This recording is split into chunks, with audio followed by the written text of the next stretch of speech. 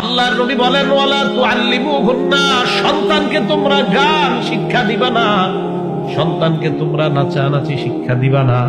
আমাদের দেশের মধ্যে বলেন তো, গায়ক গায়িকা আর গানের চর্চা, গানের শিক্ষা কেন্দ্র আছে না নাই? গানের শিক্ষা, আল্লাহ নবী বলেন তাদেরকে তোমরা গান শিক্ষা দিবা না। কোন বাবা যদি তার সন্তানকে গান শিখায়, বুঝতে হবে ওই বাবা বাবা না, এটা হলো কসাই। কসাই কেন? এই বাবা চায় তার সন্তান জাহান্নামে যাক। সূরা তাহরিমের 6 নম্বর আয়াত, কু আনফুসাকুম, প্রোটেক্ট ইউরসেলফ ওয়া আহলিকুম এন্ড ইউর ফ্যামিলিজ নারা এগেইনস্ট আ ফায়ার, আগুন থেকে বাঁচাও, নিজে বাঁচো, সন্তান বাঁচাও, পরিবার বাঁচাও, এদেরকে আগুন থেকে বাঁচাও। বলেন তো কোন বাবা চায় তার সন্তান আগুনে পুরুক?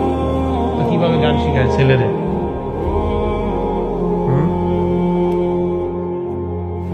মোবাইলে গান করে বইরে নিয়ে হ্যাঁ না, এই তো ভালো কথা কইছেন।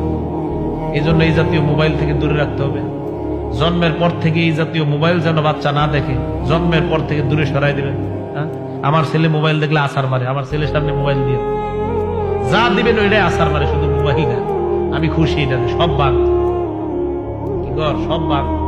মোবাইল দিলে আরো আসার মার, ভাঙ বাবা ভাঙ, সব শেষ করে আবার। আমি খুশি, আমার ছেলেদের সব বাইগালায়, মোটেও খুশি না।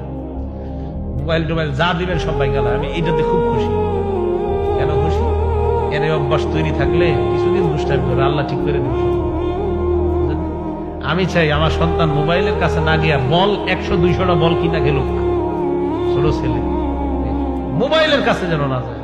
এটা কেন না যায় এটা আমি বুঝি, আপনারা বোঝানো যাবে। আমি জানি আমার সন্তান খেলাধুলা করুক, এই ঠিক হয়ে যাবে একদিন।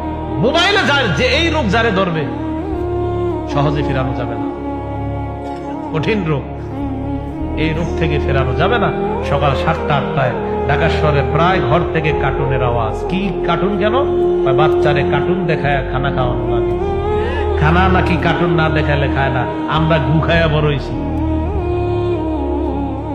এই জায়গায় যে মুরব্বীরা আছেন, আপনারা আপনার আম্মায় কোন মোবাইল দেখে খাওয়াইছে বলেন? এই জায়গায় মুরব্বীদেরকে কেউ আপনার আম্মারা মোবাইল দেখে খাওয়াইছে?